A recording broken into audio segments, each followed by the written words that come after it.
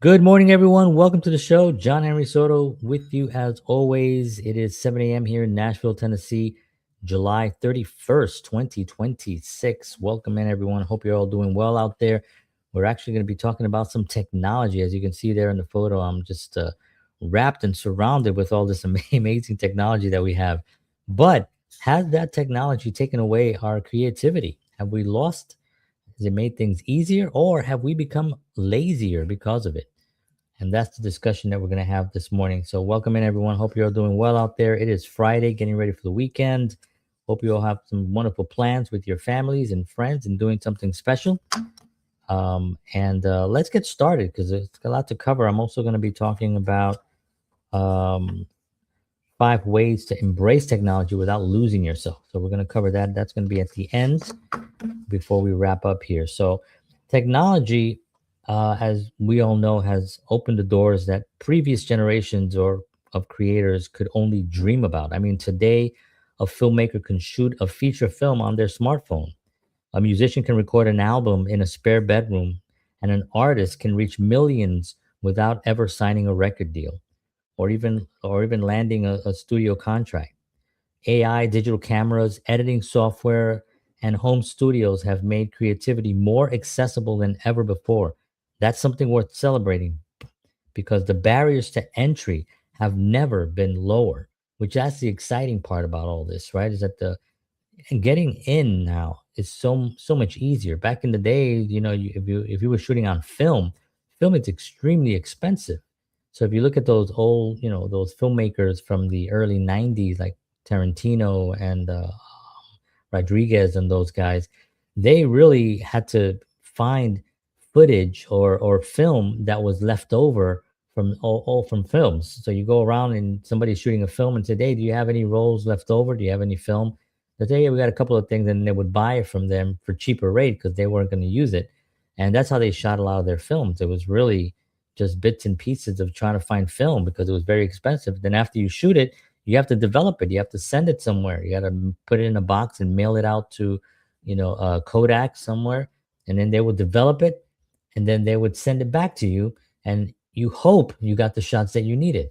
So imagine the amazing development that we have now with digital technology and the red camera and all those amazing cameras that we have now that are shooting such really high quality um, films that you can really get in and tell a story. Now, but the thing is, with all those advantages comes a new challenge. When technology can do so much of the work for us, it's easy to become dependent on it instead of learning the fundamentals of storytelling or songwriting or cinematography or performance. Some creators jump straight to the shortcuts, and that's where it gets really tricky, right? When they just jump right into it. The result may look polished, but it often lacks originality and personal voice that comes with mastering the craft. Technology should amplify creativity, but not replace it, right? That's the whole thing. You don't want to replace technology, right? We want the technology, but we don't want to have it replace our creativity because it's not. This is what's happening right now with the AI videos, right? You see all these little AI videos, and some of them look really good, and you're like, "Oh, that's interesting," it's good, but it's not. I don't know. It's there's a missing soul to it. It entertains people. Sometimes people laugh and they send them to me, and I'm looking at them and I'm like, oh, that's entertaining for that little split second. But there's nothing that's captured me where I'm gonna feel like I have to go back and watch it again, or even share it because I don't even feel the need to share it because it wasn't that engaging. And I think that part of it is because of there's no spirit there. There's no emotional there's nothing spiritual captured in it. It's literally just the computer, the AI putting what it thinks it should look like and feel like, and it can't feel, so it doesn't put any feeling into it, right? And that's just something that it will never have. Yes, it's going to get better and people are going to, I always, like I mentioned before, I think there'll probably be a category for AI films, even in the Academy Awards.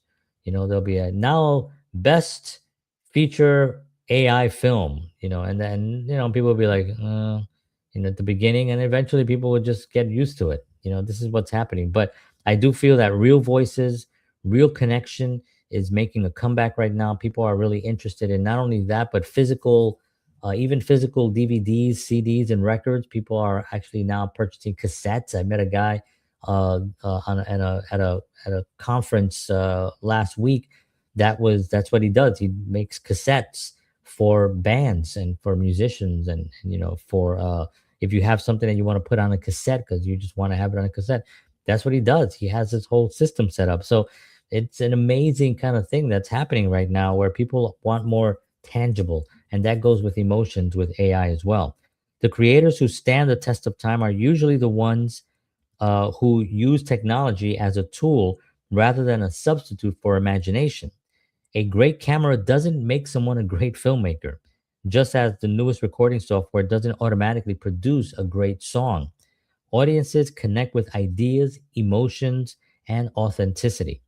They remember stories that move them, lyrics that speak to them, and performances that feel genuine.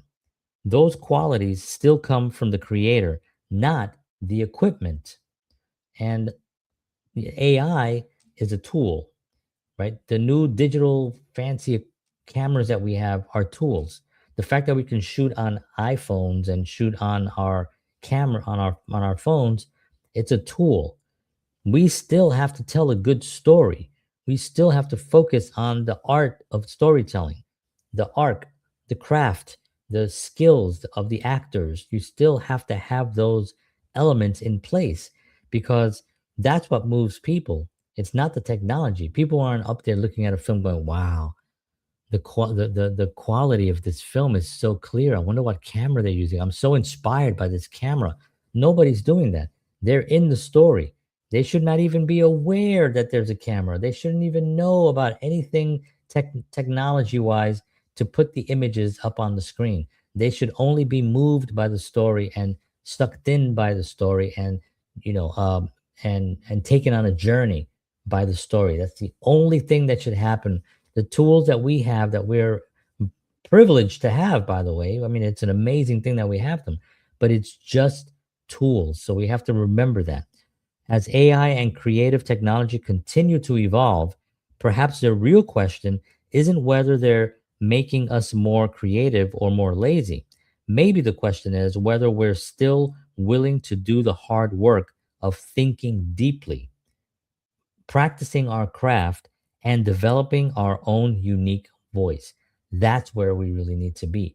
That's where the hard work is. The hard work is sitting there and thinking of a story and thinking of something that's going to move someone, or an experience that you had that you want to put pen to paper, and you're trying to figure out, how can I tell this story that inspired me so much when I heard it a few weeks ago at some event or a conversation I had with someone? How can I put that down to paper? And how can I tell that story? That's the hard work. That's what we really have to kind of really focus on. The artist who thrives in the future won't necessarily be the ones with the most advanced tools. They'll be the ones who never allow the tools to become more important than the story they're trying to tell. There you have it. It should never be more important than the stories you're trying to tell, because you lose it. You just lose yourself in that world of zeros and ones, when you have to understand that that is only a tool to help you. Now, AI, let me just go about AI. AI is more than a tool. AI is could be a companion. It can be an employee. It can be someone that can do the tedious things that you don't want to do. It should never be creating the art. It should only be assisting you with the things that you don't, that kind of take up time. Like if I have to rewrite a whole thing and make it I don't know, maybe move characters around the page or something, or take a script and kind of like fix the grammar of one character because they should always be speaking correctly, and my grammar is not good, so my writing is not. If you can pop it in there and it does the whole thing for you in a few seconds, that's a that's an employee. That's why we have all these these AI agents now that are basically employees. You program these agents to do a lot of the work that you don't want to do. So, you know, um, And so it's more than a tool. It's a little bit more powerful than a tool. So when I say that it's a tool, I mean it in a sense that it's something that you utilize to make your work better. But it also can be an employee that learns about you, learns how your workflow. It helps you with your workflow. It gives you suggestions on places to shoot. Maybe you're trying to figure out where I can shoot. Can you find me some locations that I can shoot in the area where I won't have to pay, maybe, or it'll be a low budget space that I can shoot in.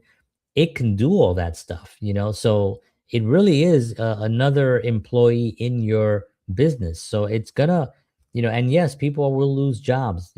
We spoke about that last night on the show that I did with George. Where we recorded it last night. It'll air on Sunday night. But we talked about people are going to lose jobs, and the ones that are going to stay ahead are the ones that are going to dive into AI, and that are going to learn how to use it and how to make what they know, right? The gifts that they have, whatever talent they have, and be able to use it, and program those AIs, and then they become valuable to other people. I can program AI agents to do whatever you want. Even my old job, I can program it to do my old job, right? So there's going to be a lot of that. Those are the ones that are going to get in the forefront. Like I mentioned here, the artist who thrives in the future won't necessarily be the ones with the most advanced tools. They'll be the ones who never allow the tools to become more important than the story trying to tell. So they're not it's not has nothing to do with the story that you're trying to tell. It has to do with the minutia of the stuff that has to get done, the frivolous things that you have to do that take time, the sorting out of stuff, the management of files, and those kinds of things, the breaking up of files and setting things up, and the answering certain emails, and responding to emails, and having a chat box on your site that answers questions for you, to your people, and it's going to answer it in your voice because you're going to feed it everything that you are and everything that you know. And so now you have an employee that knows everything, and they're going to answer questions based on the things that you feed it. And you're going to feed it pretty much everything. You feed it as much information as you can. All my shows can be fed into it, and it'll know my voice. It'll recognize how I speak. It'll know my cadence. It'll understand how I actually uh, um, give advice, even, and so people can actually type in. And that's something that I don't have to now think about. I have somebody doing that for me. It's sort of like having a staff that really understands the brand and understands what you're doing. Man, that's amazing. That's amazing. But we don't want to get lost in it. We want to continue to create and be creative and use our God-given skills of creativity and imagination to put our stories out there. So here's 5 ways to embrace technology without losing yourself. The number one, create the first draft yourself. For the love of God, don't don't have AI give you a draft, the first draft, because then that's not yours. It's AI, right?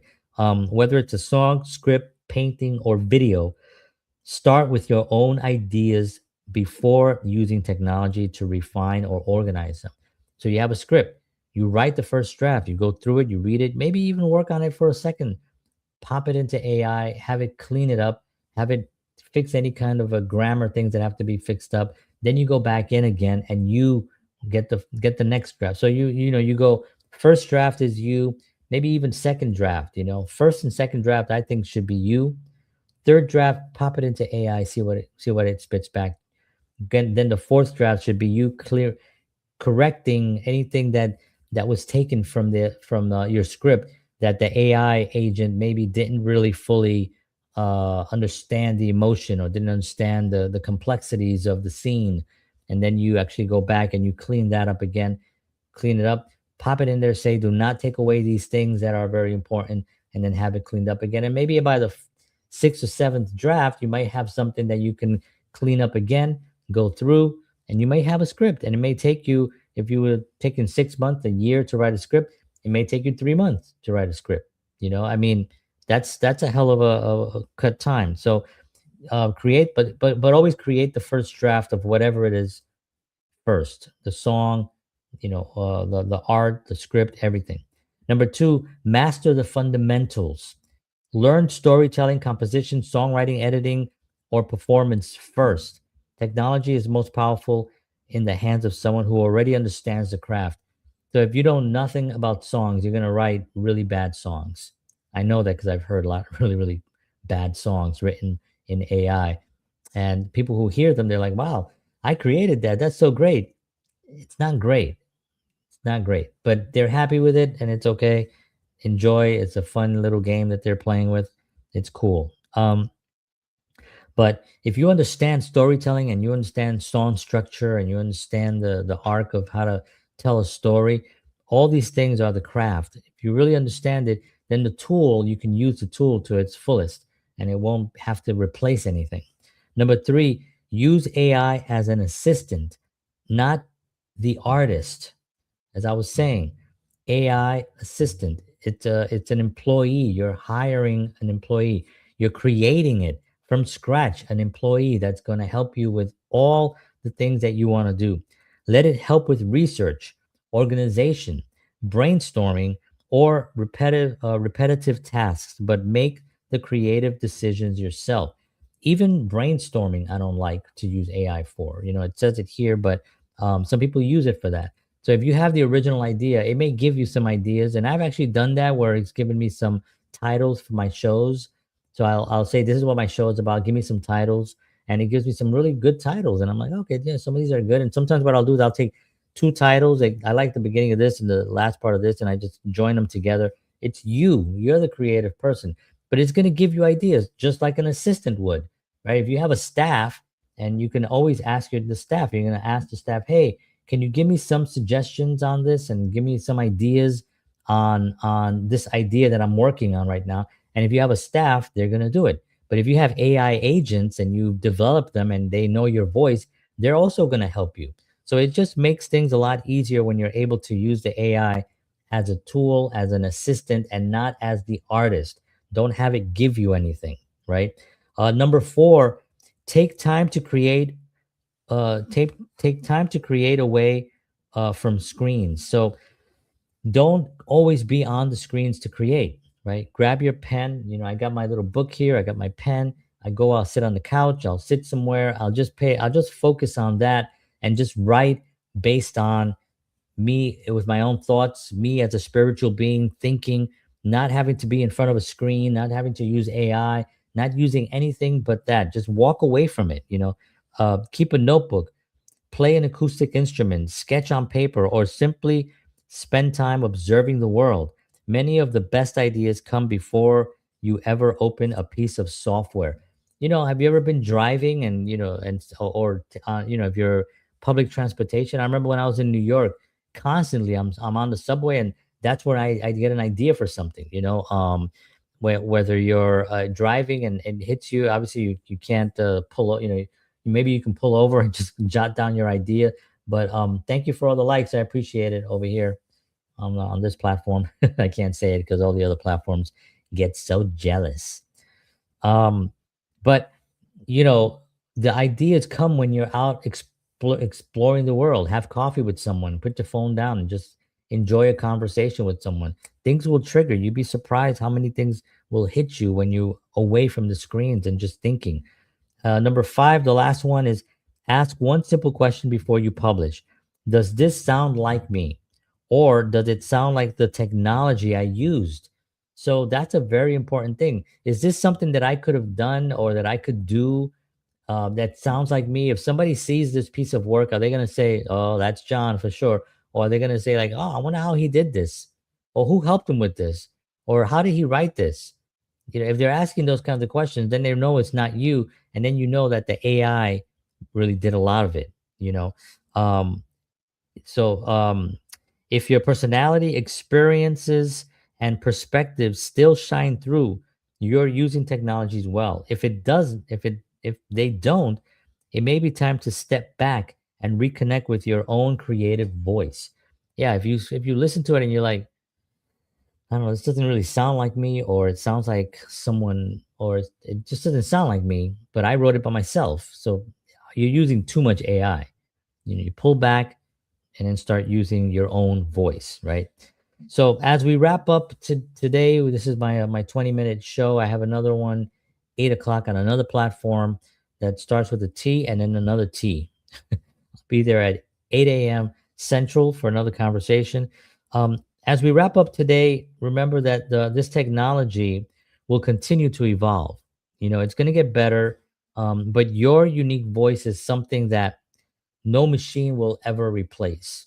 So don't fear the replacement. Don't fear that you're going to be replaced. And don't be inspired by someone else who's using it and that's all they're doing. They're writing their whole life is just through the AI tools. It means that they don't have the skill set to create it on their own. They need the tools. It's okay. They're doing some stuff and they're doing things, and I'm sure that some people will be successful doing that. But if it does, if the tool is available to you, use it. But never let them. Don't let it define your creativity. It needs your story.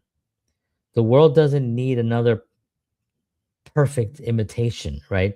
It needs story. It needs your perspective. It needs your authenticity. And in the end, your humanity will always be your greatest masterpiece.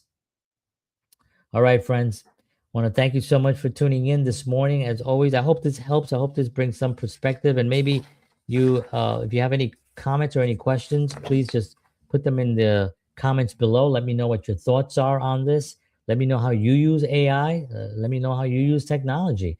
Let me know if you've had success or if you've had any kind of questions about it, or if you need anything, let me know on the comments below. Subscribe and share my content if you feel that this may help someone. I appreciate it very much. All right, friends, thank you very much for tuning in. I love you all. I'll see you all on Monday morning, 7 a.m. Central.